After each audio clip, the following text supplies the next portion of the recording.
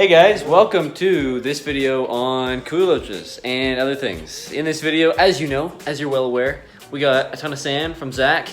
Thank you, Zach, for the sand. It's very useful for these videos, which would otherwise stop without you, let's be honest. Wow, he looks so majestic in that window. Before we get into the Kuhli Loach thing, and it wasn't really worth making the whole video about it because I'm gonna have a separate video about them, but we got something that I've recently wanted a lot and I think will look really good in the aquarium. Probably gonna have to replace something else. We got a threadfin rainbow. There was only one left in the store. He's gonna school all right with the dwarf neon rainbows. They tend to school in mixed groups anyways in people's tanks, so I figured it would be all right. We're gonna have a bunch of those. We're gonna get rid of the tetras. We're gonna add rainbows, and it's just gonna be rainbows and pencil fish on the top. I'm gonna talk about that later. I'm sure I'll rant for like a good 20 minutes or something like that. But for now, we're gonna barbecue, and then later we're gonna rescape that tank for your favorite fish, the Kuhli Loach.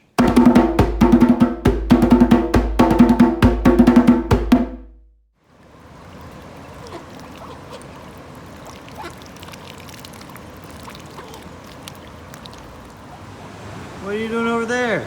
Hey guys, so we're out here under the bridge. I don't know how well you can hear me, but we're feeding the ducks, as you know. Look at these cuties. They're so cute. And they just don't fear you at all. They don't like to be pet, but they'll be fed close up. There's a lot of crayfish here, a lot of baby crayfish, or whatever you call them when they're young. There's a lot of bass here. I'd love to do a native aquarium, but maybe not too soon in the future, but we'll see. And then also, while we're out here, I think we're gonna look to find some wild aquarium plants. I see some wild hornwort here. I don't know how well that's gonna adapt to my aquarium, but let's see what we can find.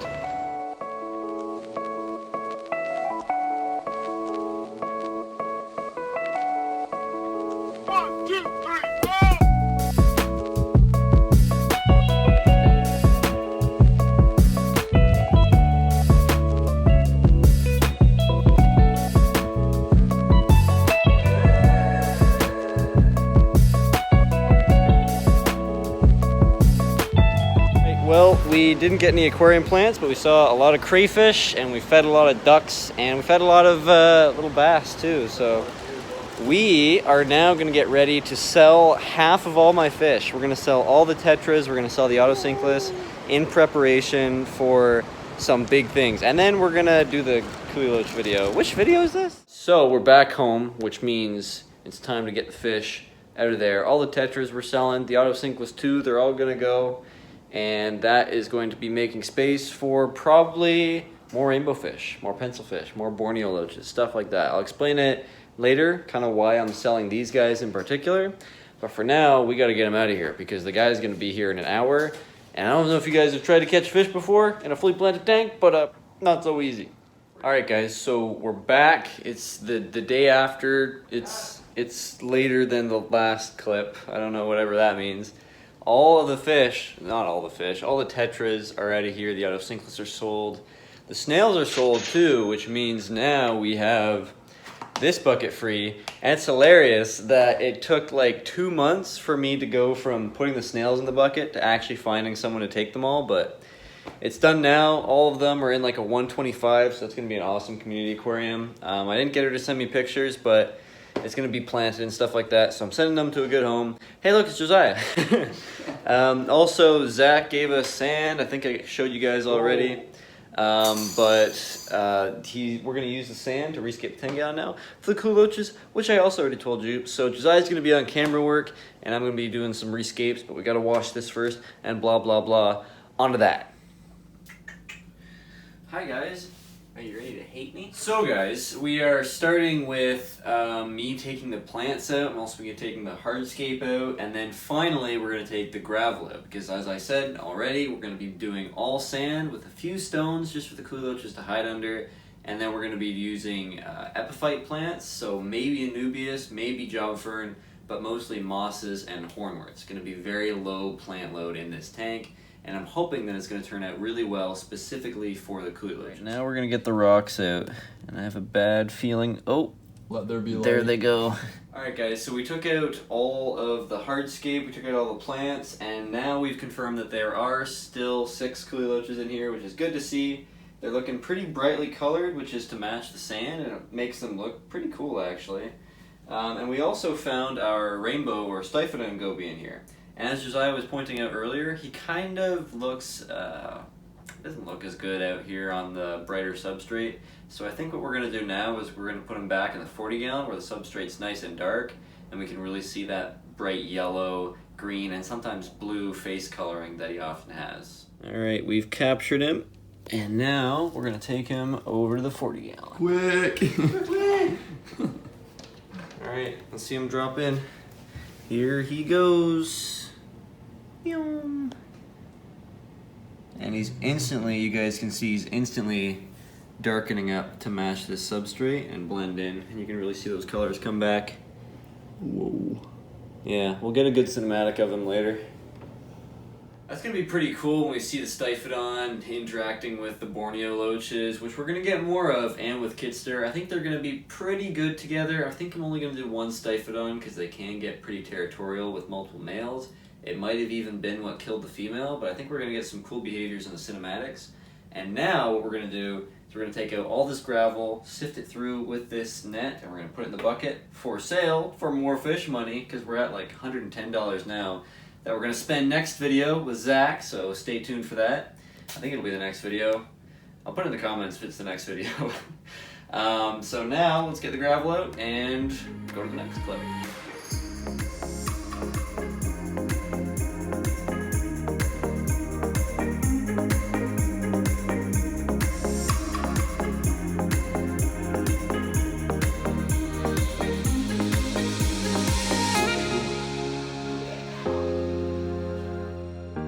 Alright, so as you guys can tell, it's a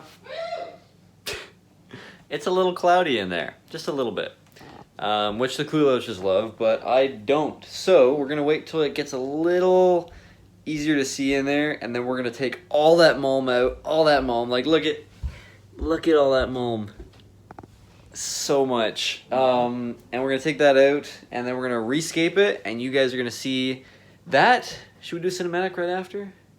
I think that's the plan. We'll do cinematic right after, and then we'll talk. Psych, we're back. Josiah is now going to wash the sand, because you really ought to wash the sand before you put it into a tank. Sorry, Zach, I don't remember if you washed it or not. So enjoy this. You wash the sand, right? You wash the sand. Professional. So, hi guys.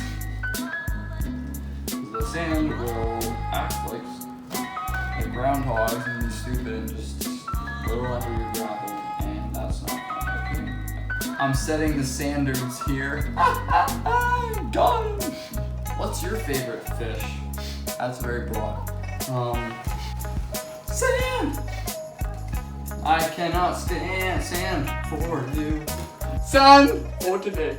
Sand for today. Never say that word again. Actually, we have one more batch of sand that we're going to do. All right. We have one more batch of sand that Josiah's going to watch. Thank you, Josiah. Woo! And then we're going to escape it. And I don't know what we're... I have no idea what's happening next in this video. So, carrying on. Alright guys, so there's the tank. It's really dusty. You can't really see anything in there, even if I did give you a shot. But I'm going to go to work pretty much now. I'm going to play a little bit more vid games with Josiah. And then we're going to come back. I'm going to finish scaping it. You guys are just going to see a cinematic next, so we're going to breeze past that because I don't want to take up too much of your time. And then we're going to come back after the cinematic and just chat for a bit. So I'll see you afterwards.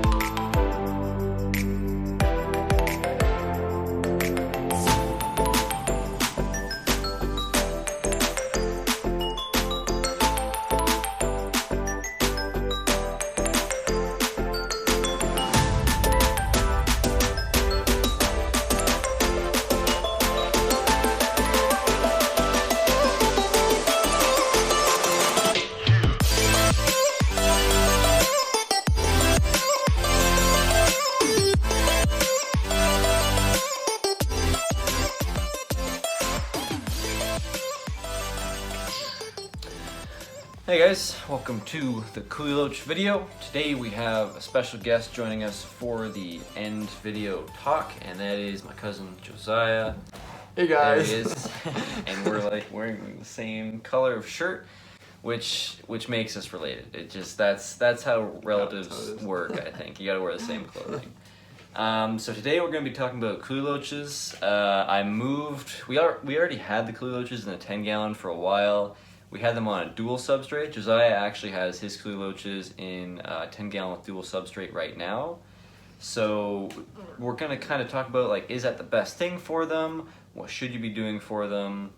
And then we're going to get into the updates, what's happened in the last week, and plug the next video, because in the next video we're going to go out with Zach again, and we're going to do some mini golfing. But before we do that, we're going to get a ton of fish, because in this video I sold all the Tetras. I sold the Phantom Tetras, all six of them.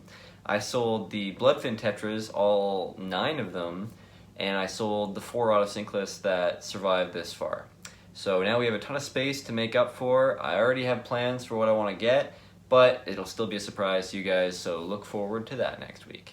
So before we get into Kuhli Loaches, just before we do that, we moved another type of fish, not out and sold, but out from the 10-gallon and into the 40-gallon, and that is the rainbow or Stiphodon Goby. Now in the 10-gallon, in the 40-gallon, he's been kind of shy. But just recently, when we moved him into the 40-gallon again, he got his color back, he's super active, and we're really interested to see what happens with the Goby and the Borneo Loach, which I am expecting to get more Borneo Loaches.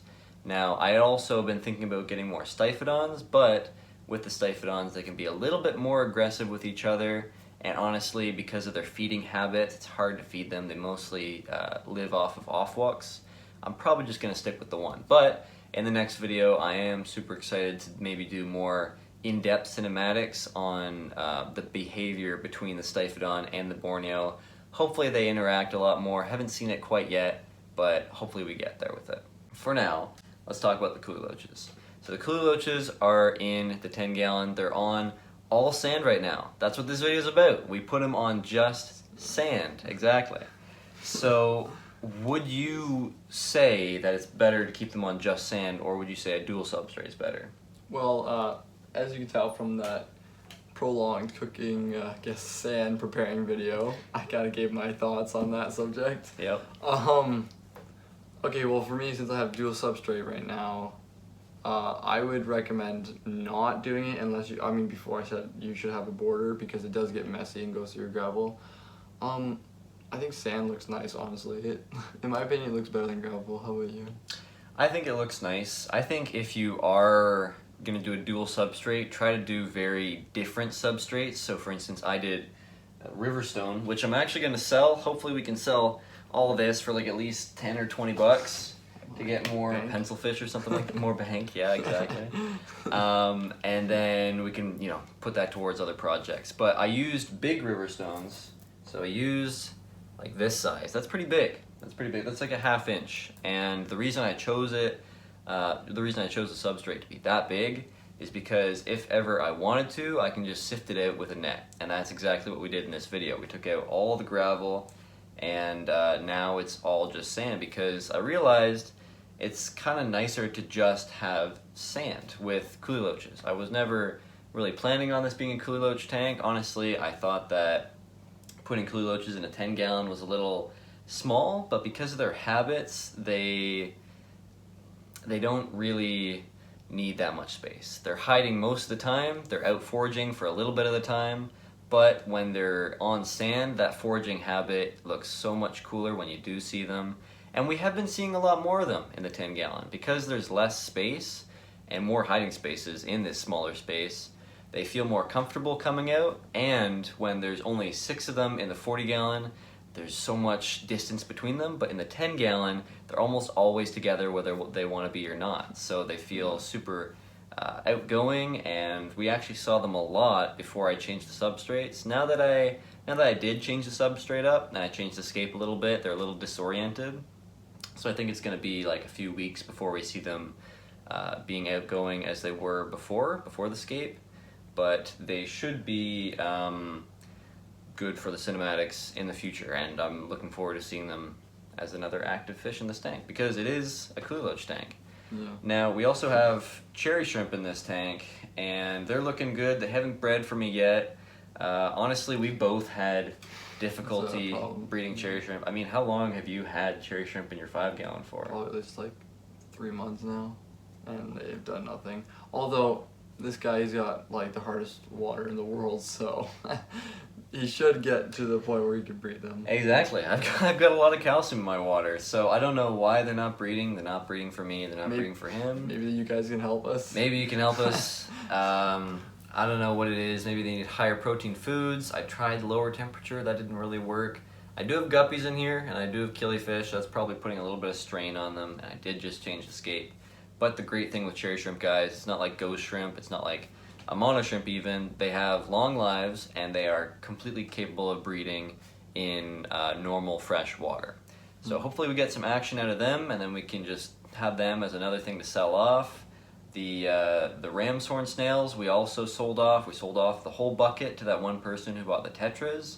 We also sold 30 of them for $1 each to Critter Jungle. So now we have a deal going with them, so we can make more money there. So with the 10-gallon, it's very geared towards breeding, mostly guppy breeding, because there's nothing that really preys on them because they're free swimming right away. The killifish, they're going to be laying eggs, so I'm not expecting a lot of killifish babies or fry. I'm not expecting a ton of cherry shrimp fry unless we can soften the water enough for the plants to really grow. I'm really trying to grow that moss, as you guys saw in the cinematic.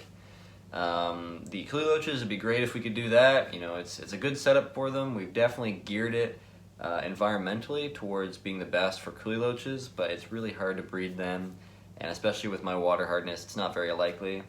And of course, we're breeding a lot of snails. We're breeding a lot of trumpet snails. Now, a great thing with if you're gonna do trumpet snails, do sand, because when you see them like in the gravel, it kind of looks bad with all these little spikes poking out of your gravel, or maybe you like that. But with sand, they dig themselves into the sand during the day for the most part, and you'll see them like after lights out, kind of come out looking for food.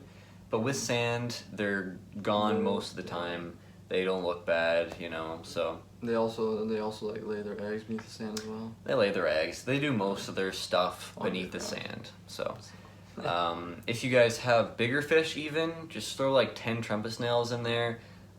If it's on sand, let them breed up, and then they'll break down the waste from those bigger fish. So a lot of people will do trumpet snails with Oscars and big cichlids like that, because they produce large packages of waste. And the trumpet snails are really good at breaking that down, so that's easier for you to clean up. Guys, I would say from keeping Kuhli Loaches, sand is definitely I would say safest in a way for some fish, especially bottom feeders, because unlike gravel, even if you have smooth gravel, it's still gonna be hard on them. Like sand, I guess, like it's either would you rather lay on wood or a soft blanket? Exactly. It's much better, and you know, we've been through the rounds with corridoras. Is it best to keep them on gravel or sand? You know, they can filter through the sand, and that looks really cool. But when you go into the wild, how many corridoras are you seeing on like fine silky sand? Not many. Yeah, you know? Not much. And also the downside would be, I guess you can't plant plants as well in sand. So it's a lot harder to plant plants. So as you guys saw in the cinematic, I have like one Anubias that's dying, and that's kind of it for the stem plants. Other than that, I have Java moss, or whatever moss it is. I've lost track. It's become its own moss at this point. I have hornwort in here, which is actually not doing that well, and I have my marimo moss. So I don't have really anything that's going to be relying on root feeding.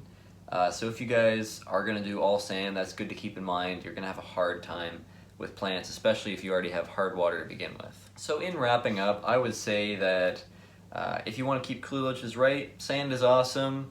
Not super necessary, but I would say that it's the best way to go if you were making a Kuhli Loach aquarium. My second thing would be you want high numbers. So if you have a 10-gallon, put 6 of them in there. Now you need to make sure that you're not going overboard with it. Like if you have like 20 neon tetras in there, and now you're going to throw 20 Kuhli Loaches in there, now you have a biload problem.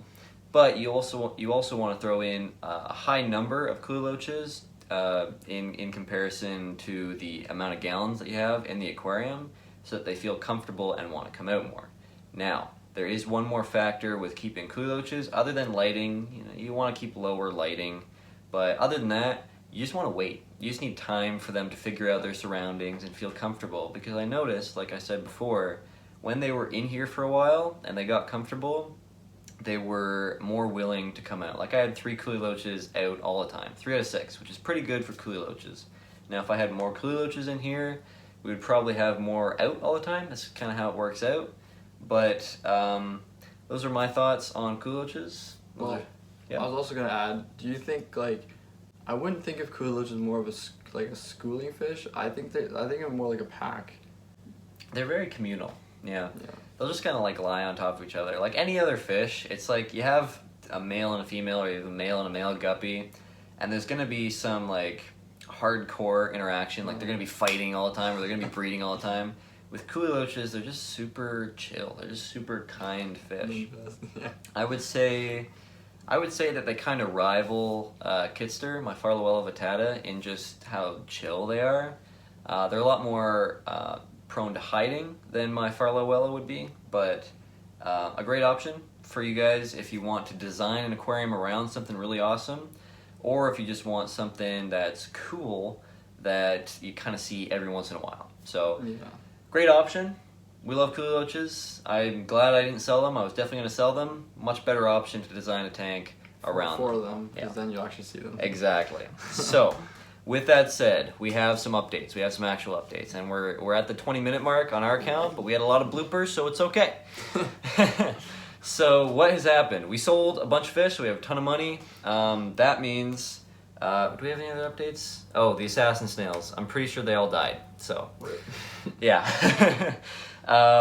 If you guys want to keep assassin snails, I cannot recommend them. They didn't work for me. They might work for you, but I bought 3, and they were all dead within like a month. I think they were more of like a hoax, because everyone was telling me online they're gonna get rid of your snails, but they seem like they're not work for you at all. They didn't eat any of my snails. Yeah. I mean, if you guys know what it was, they kind of would like go up to the surface, and then like a day later they'd be dead. So I don't know if there's any connection that you can draw there, but I wouldn't recommend them. I would recommend getting a deal with one of your local stores to sell the pest snails that you have and just make money that way. So That's way better. assassin snails, kind of a waste of money. Glorified trumpet snails. Yeah, I mean, I think there's better options. Give them a shot if you want to, by all means. So I'm sorry that I never did the video on them. They just never really did anything interesting. I never saw them eat a snail. I just kind of saw them like move every once in a while. Like one time it tried to burrow, and I don't know, I just never saw them. They were worse than Kuhli Loaches, to be honest with you. So I wouldn't recommend them, and they're expensive. So, yeah. And then also, we need to talk about what's going on next, because I have $110, gentlemen and ladies, in the bank account to get whatever fish I want at my store. Now, stock is a little bit low, but I'm looking for, probably on my list, I'm looking for, I want to get like 100 more guppies, you know, like 100 guppies, just throw it, no, I was kidding. That might be a little bit. No, 100 Kuhli Loaches, oh, that'd be cool, that'd be cool. The worm storm. Worm storm. Somebody do that and send me the video, I want to see it. That'd be pretty great. What we're probably going to do with the 110 is I'm going to invest in more pencil fish, because they are aggressive. And I need to spread out that aggression. I have 6 now. I started with 8. I'm hoping that either there's a couple more still in there, kind of hiding more often, but otherwise I think the dominant male stresses out the other fish, the other pencil fish a lot.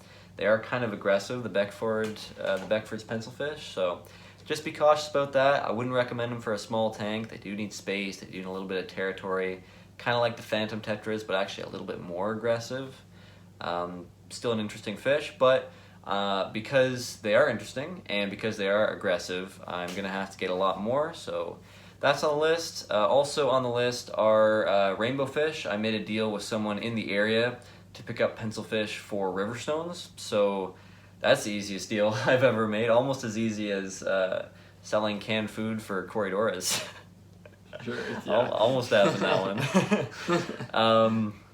So pencil fish, you need more pencil fish. Threadfin rainbows. Now, that was kind of a surprise update. Was it this video that we did that?